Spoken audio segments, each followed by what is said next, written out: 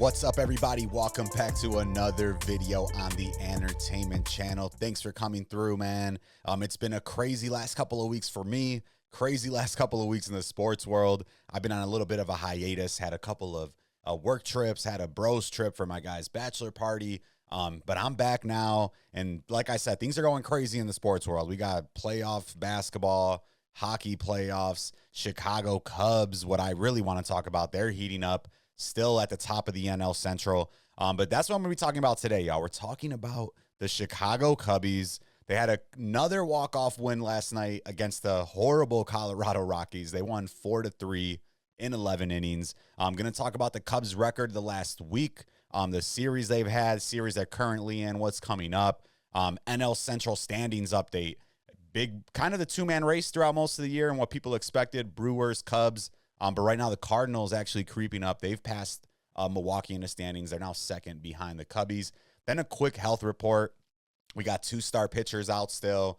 Justin Steele probably out for the season. And then Shoutout Imanaga still on the IL. And we just sent another catcher, Miguel Amaya, to the IL. Looks like he's going to be out for a couple of weeks. But let's get right into yesterday's game, man. Another great game, 4-3. Chicago Cubs, another just nail biter. These are kind of the games that have been going on all season. Cubs are either blowing teams out, having comebacks, winning last minute.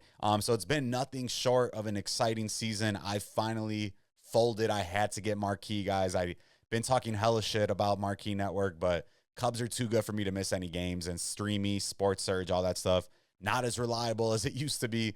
So I just want to let you guys know I did finally fold. I do have the Marquee Network or the app or whatever. The good thing about the app is you could watch anywhere. So I'm not sponsoring or anything like that, but I was in Mexico a couple of weeks ago and I was still able to stream the game. So that part was cool. Was in New Mexico for work last week, still able to stream the game. So that part's dope.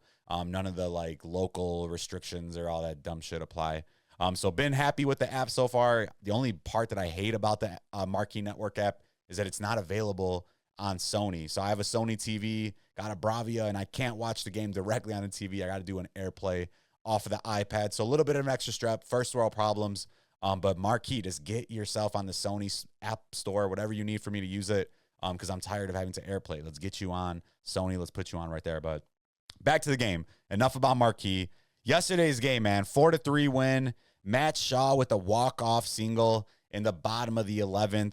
And a really exciting game throughout. I mean, Cubbies went up 2-0, third inning. Colorado struck back. Take a look at the kind of the scoring summary that they got right here. Seiya single to left. Shaw scored. Tucker to second.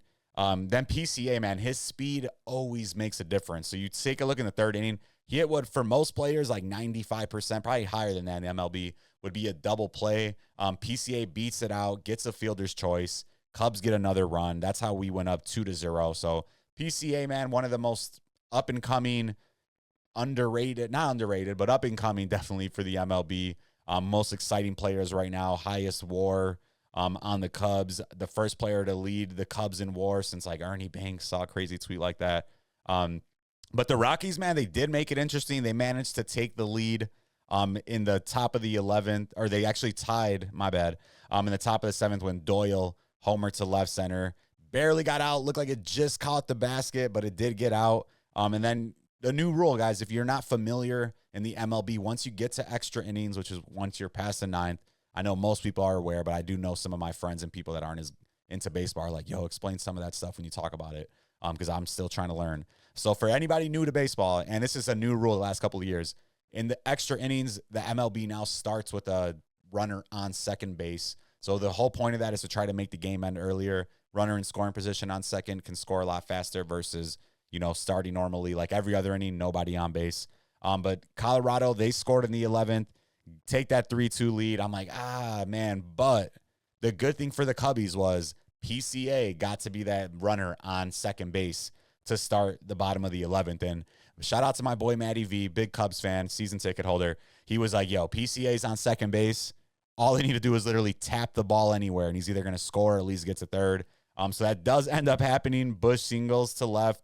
PCA scores. And then another young guy coming up. He already got sent back down to AAA. Matt Shaw, they bring him up. He singles to right. Birdie scores. Cubs win the game. Cubs win the walk-off. And we got a little video here. Let's see. So this is last night. We'll run it back. So you see, you got bottom of the 11th. We already tied it up. Guy on first and second, 1 out. Shaw was 1 for 4. He did have a couple of good at-bats, so I actually thought maybe he should have had 2 hits, maybe 3. He did finish with 2 after this at-bat. But you see here, just works it inside out. Perfect placement, a little bit of luck, but we get that score. We win the game. Rockies have not won 10 games yet so far, so I was getting nervous. I'm like, are the Cubs really going to give the Rockies their 10th win of the season?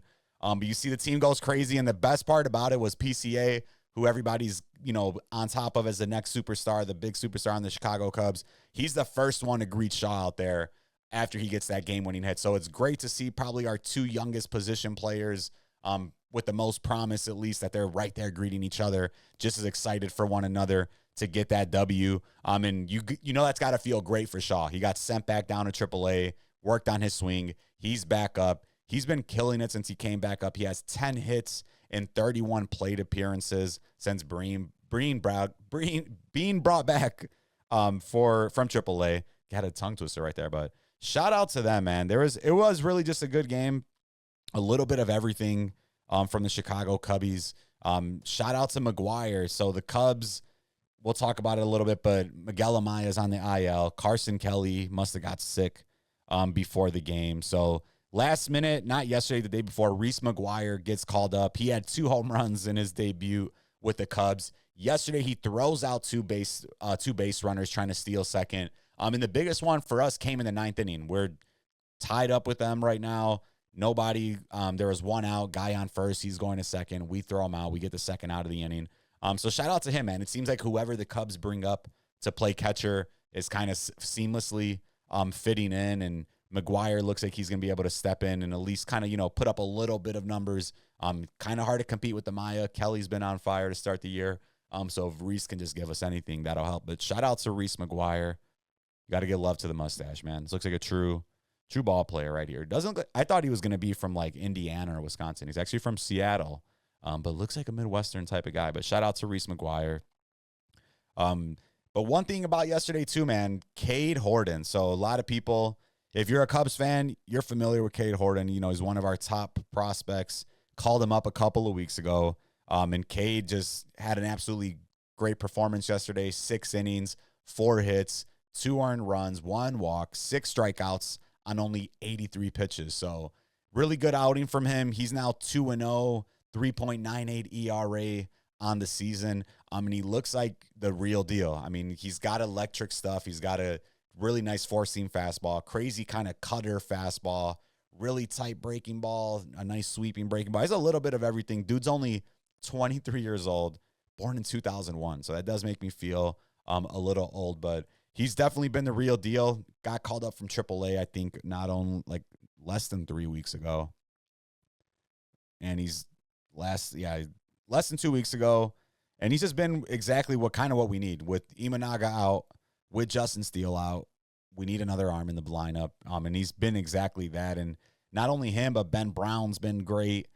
Jameson Tyone's been great. Really, a lot of our pitchers that maybe you're not as familiar with, they've been delivering. And it seems like that's kind of the story of the Cubs season so far, is just everybody delivering. There was questions about Seiya Suzuki. Where is he going to play? We got Kyle Tucker brought in. Tucker wants to play the field. Is Seiya just going to DH? And all Seiya's done is, up to this point, lead the MLB in RBI. So Seiya becomes just the 9th player. Let me see if I can pull that up real quick, because I do have. We got validation here. So Seiya yesterday, he became the first player this season in the MLB to get to 50 RBIs. And if you take a look at this list right here, he's only the 9th player in Cubs history with 50-plus RBIs in their first 51 games of a season. You take a look at some of these other names. These are mostly just Chicago Cubs legends: Derek Lee, Sammy Sosa, Andre Dawson, Billy Williams, Ernie Banks, Hank Sewer, Bill Nicholson, Hack Wilson. So Seiya adding himself to that list. Oh, I didn't even pull it up there. It's goofy as hell. Seiya becoming, that first player this season to get to 50 RBIs. And the other Cubs players with 50-plus RBIs in their first 51 games of a season, like I said, these are Hall of Fame names, Cubs legends. Derek Lee, Sammy Sosa, Andre Dawson, Billy Williams, Ernie Banks, Hank Stewart twice, Bill Nicholson, and Hack Wilson like 4 different times. But you take a look at that list, and it's impressive. And Seiya's ripping the ball. He's hitting home runs, hitting line drives, getting extra base hits, doing a little bit of everything, and a lot of it is also very timely. He came up yesterday, ripped a single into left, brought in a runner, and he's just been able to do it on all sides of the plate, hitting pretty much everywhere. You see right here, hangs one, bangs one, RBI single to left field, and got the Cubbies on the board, started early. So Seiya, man, shout out to him. Right now, one of my favorite players on the Cubbies. Super exciting, letting a lot of his personality come out. Probably because he's a little bit more comfortable, maybe just because they're actually good. So you feel like you can kind of, mess around and be a little bit crazy. Then this right here, this is a crazy tweet that I saw. Shout out to whoever Zoe Grossman is, or Zoe, my bad. The Cubs are 13 games over 500 for the first time since September 15th, 2019. And to put that into perspective, Matt Shaw, PCA, and Cade Horton were all still in high school on that date. So that's only 6 years ago, but that gives you an idea how young this Cubs team is, and how long it's been since we've actually been respectable in our division in the league. But shout out to these young guys, man. They're exciting. They're bringing that energy to the team. We got the perfect mix right now. It looks like a veterans with these young guys, and everybody's kind of playing their part, plug and play, no matter where they're at in the lineup, no matter what happens, people are kind of stepping up. But it kind of tweaks me out that it's that long, 6 years, first of all, but that we're 13 games over 500. And I saw something about that lineup. It was like Ben Zobrist, Nick Castellanos. So definitely a different team. And then, speaking of these young guys, they really did produce yesterday. And that's kind of a really good sign. People are worried about Kyle Tucker. Obviously, we want to re-sign him. But you take a look at the production from these young guys yesterday. Cade Horton, 6 innings, 6 strikeouts, 2 earned runs, PCA, RBI, stolen base, scores a tying run. And then Matt Shaw, 2 for 5, scores a run, and has the walk-off RBI hit. So looks like the future's bright for Chicago. I mean, right now the season's very bright, but looks like we're set up pretty good going into the future with a out center fielder, third baseman, and a starting pitcher, 3 of the most important positions in the MLB, and they're all ripping, all doing their thing, man. Shout out to these guys. I'm excited to see how the season plays out. Cade Horton, hopefully he can have enough gas in the tank. It's always tough your rookie season. But PCA, Matt Shaw, looks like they got what it takes, and we might have found ourselves a third baseman, y'all. I was a little bit worried about Bregman and not signing him, but looks like we're doing good. But shout out to the Cubbies. Great win yesterday. Now let's take a quick look, diving into some of the stats from last week. So Cubbies right now, we could pull up their schedule while I do that. But Cubbies from Cubbies right now, they are, I'm trying to pull it up. My bad, y'all. I should have had this ready. All right, so looking into last week, Cubbies, they're 6-2 since last Monday. They're 8-2 in their last 10 games. So last week we won 2 of 3 against Miami, won that series. Won another 2 out of 3 against Cincinnati. So had 2 series wins last week. They're playing tonight against the Rockies, 7:05 at Wrigley, with a chance to sweep the Rockies and get their third series win in a row. They got Boyd. Let's take a look real quick. We got Boyd going up against. You got Tanner Gordon up against Matthew Boyd. Matthew Boyd, 4-2 on the season for us, 3.42 ERA, 56 strikeouts, 5 walk batters. And takes a little quick preview. We got an 85% chance to win, guys. And that's what's crazy. The Rockies, historically horrible start. They're 9-46, 3-24 on the road. So I don't want to give them their 10th win. Don't want to give them their 4th road win either. So Cubbies should be able to pull this one out. I think everybody's still in the game. I haven't seen anything saying anybody's not playing tonight. Let's see. But yeah, take a look at some of this right here. PCA, second on the Cubs with 30 extra base hits. He has 13 doubles, 3 triples, 14 homers. And it just gives you an idea how good everybody's doing. I mean, the last 10 games, we're 8-2, like I said, but we're batting 300. And the ERA is 3.9 or 3.79 for our pitching, outscoring everybody. And it's exciting, man. I'm still pumped up. We better win tonight. I don't even want to be that team that loses. Then taking a look at the standings, where that leaves us. So we've been doing our part. Cubbies right now, 34-21, still at the top of the NL Central. a 3-game winning streak, 8-2 in our last 10, have a plus 94 run differential, meaning that we've scored 94 more runs than we've given up. So offense has been absolutely producing. That differential's number 1 in the NL, and I believe, number 2 in the MLB, only behind the Yankees, who have Aaron Judge, and Aaron Judge has been on an absolute tear. But taking a look at the Central, man, as far as second place, the Cardinals, they've been surging, and I'll be the first to say it. I hate the St. Louis Cardinals. Growing up, I'm a 90s kid, born in 1993. Cardinals have been good pretty much. They're the best team in our division when I was growing up, maybe until like after college.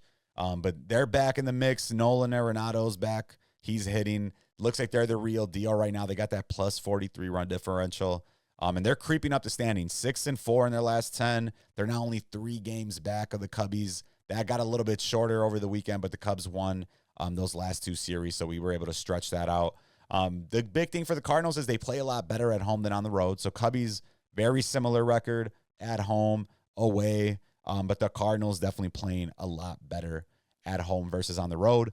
I don't know when our next series is against them, but definitely going to try to make some time to get out there, because Cubs, Cardinals, that's always some classic baseball. 2 classic organizations, 2 teams that be tapped in, locked in. Cardinals won a couple of World Series in early 2000s, so I never forget that. Let's see. So we don't play them for at least another month. That'll be in St. Louis, but that's going to be an exciting series. And Milwaukee, always got to worry about Milwaukee. They've won the Central, I think, the last 2 seasons, maybe more. But they're at 500 right now, and it looks like they're really just playing mediocre ball. 500, 0 differential, so that means that they've given up the same amount of runs that they've hit, showing that they've kind of probably been in a ton of close games. But Cincinnati right there, and then Pittsburgh falling into last. And Paul Skeens, pitcher on Pittsburgh, already rumors about him potentially being traded. But NL Central heating up, man. Cubbies right now, based on everything they're doing, you would think they're running away with the division. But St. Louis kind of creeping in. But one thing is that we already had our West Coast trip. We already played the Dodgers. We already played the Padres. We already played the Diamondbacks. We've already been out west playing the Giants as well, probably the toughest division, if not one of the toughest divisions in the MLB. Cardinals have not made that swing. So we went out there, came out alive, came out above 500. We'll see what St. Louis can do once they make that West Coast trip. But I'm excited. We got another month until we face off with the Cardinals. All righty. And that's to wrap it up today, guys, just to take a look at the injuries right now for the Cubbies. So give you guys an idea where things stand. Cubbies right now, I talked about it a little bit earlier, brought it up. Justin Steele's on the IL. We got Shota Imanaga still also on the IL. Let's see. I pull this up real quick. So, yeah, you got Justin Steele. He's on the 60-day IL. He's probably going to be out for the season. Got surgery. They had him on the broadcast yesterday. Big old brace on his arm. So I don't see him coming back. Shota Imanaga, good thing is that he's scheduled to throw, or he was supposed to do yesterday, a bullpen session. So kind of some type of, first live action throwing for him. I don't know when he's expected to come back. That's probably not going to be for a couple more weeks. But I don't think they've set a return date just yet. But that'll be big for us. We need that lefty arm in the starting lineup, and Shota's been one of the best pitchers in the MLB. Definitely one of the best pitchers for us. The good thing is a lot of the starters been holding him down. Tyone, Brown, Horton. So that's the good thing. I was really nervous once Steele went down. Got even more nervous when Imanaga went down. But we've been weathering the storm, and sometimes those little injuries kind of, become a blessing in disguise. Gets him less work during the early part of the regular season. Lets us save him. But hopefully his hamstring is good to go there from Shota. And then the latest thing, probably the biggest news right now, is Miguel Amaya. He's on the IL. He had a strained oblique, and it came out he's going to be out for at least another 4 to 6 weeks. So that means McGuire getting more playing time. Carson Kelly would be getting more playing time, but he actually got sick yesterday, didn't play against the Rockies, which is what got McGuire that starting nod in that game. Carson Kelly, I think, didn't come in to run the bases, so he should be fine. But right now, there's 3 big players for us on the IL. Miguel Amaya, catcher who's been killing it this season. Then you still got Shota Imanaga, not sure on his return date, but he is throwing again, so that's good news. And then Justin Steele most likely out for the season. So biggest thing right now is got to hope that these young guys continue to play PCA, Matt Shaw, kind of build on what they've been doing. then we probably need to go out and get another pitcher. I mean, whether it's a reliever, whether it's a starter, you can never have enough pitching, and we know our bullpen has had its troubles. Can't be expecting the Cubbies to have a comeback win every other day. But shout out to the Cubbies, man. If you're not already tapped in, lock in with them. Marquee, you could have up to like 4 different devices. So if you want to split it with someone, that's always an option. I'm not going to say I'm doing it, but that's an option, guys. It's $20 a month. Split it with 2 people. That's $10 a month. But shout out to the Cubbies. I'm excited to see what they got. Hopefully we go for that sweep tonight, y'all. But if you're still here, make sure you hit that like button. Drop a comment. Let me know what you guys are thinking. More videos to come. I'm going to stop taking a couple weeks off. I swear. I'm locking in, especially with this Cubs season. We got to talk Cubbies. You can't give up a season like this and not talk about how good we're playing. But shout out to PCA. Shout out to Kyle Tucker. Please sign the re-sign. Come on, buddy. Get that contract extension going. And let's hope Ibanaka gets back a lot sooner than later, y'all. But go Cubs, go. Play that song. Fly the W. Stay classy. Don't go crazy. Maybe you should, though. Don't be lazy. Never do nothing too crazy. Deuces.